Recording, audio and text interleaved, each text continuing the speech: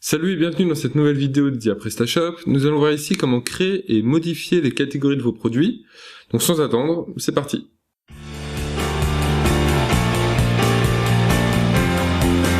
Ok, alors une note avant toute chose. Là on va commencer par jouer avec les catégories, puis avec les produits. Peut-être qu'en installant PrestaShop pour la première fois, vous allez avoir envie de modifier le logo, des textes, la couleur, etc.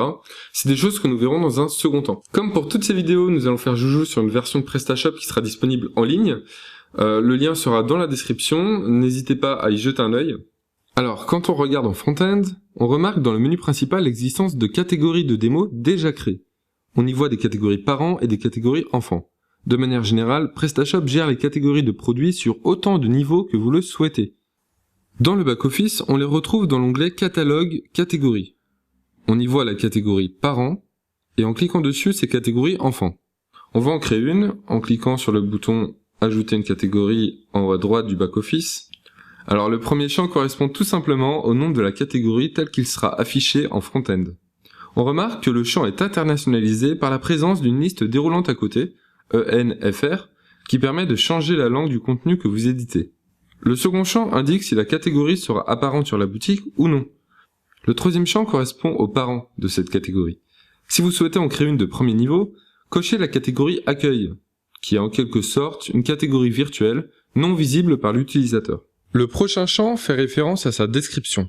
Ce champ est très important car d'une part il sera visible par vos utilisateurs lors de l'affichage de la page catégorie, mais en plus parce que le contenu que vous insérerez dedans aura un impact pour le référencement de votre site sur les moteurs de recherche. On parlera donc du SEO, c'est-à-dire le référencement naturel, dans une prochaine vidéo.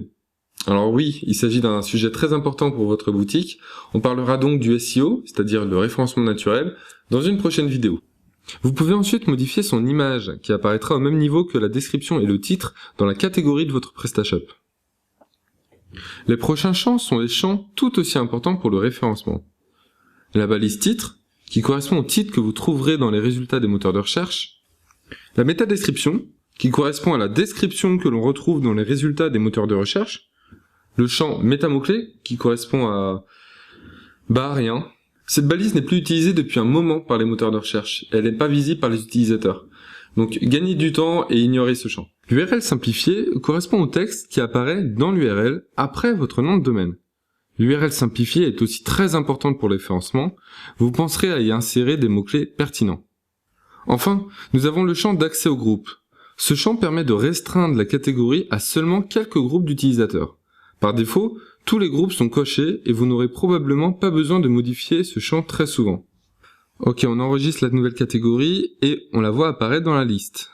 En revanche, dans le front-end, nous ne la voyons pas apparaître dans le menu et c'est normal. Il faut mettre à jour manuellement le menu principal, chose que nous verrons dans une prochaine vidéo. Ceci dit, nous voyons que la nouvelle catégorie apparaît en bas de page. En cliquant dessus, nous remarquons qu'il n'existe aucun produit associé, nous allons donc nous en charger. Nous nous rendons dans la liste des produits dans le back-office, en cliquant sur Catalogue puis Produits. Nous allons modifier un produit de démo, pour l'exemple. Nous cliquons sur Association et nous y trouvons la liste des catégories. Nous sélectionnons notre nouvelle catégorie et nous enregistrons. On rafraîchit la page en front-end et voilà, le produit apparaît. Avant de terminer, on va retourner dans le back-office, voir nos catégories et en modifier une existante. On va remarquer un nouveau champ, Miniature. Ce champ permet de modifier les petites images qui apparaîtront dans le menu principal, comme ici avec la catégorie Femmes. Avant de passer à la prochaine vidéo, essayez de maîtriser cette étape. Amusez-vous par exemple à créer autant de catégories et de sous-catégories que vous souhaitez. J'espère que la vidéo vous a plu, moi je vous dis merci et à bientôt dans une prochaine vidéo.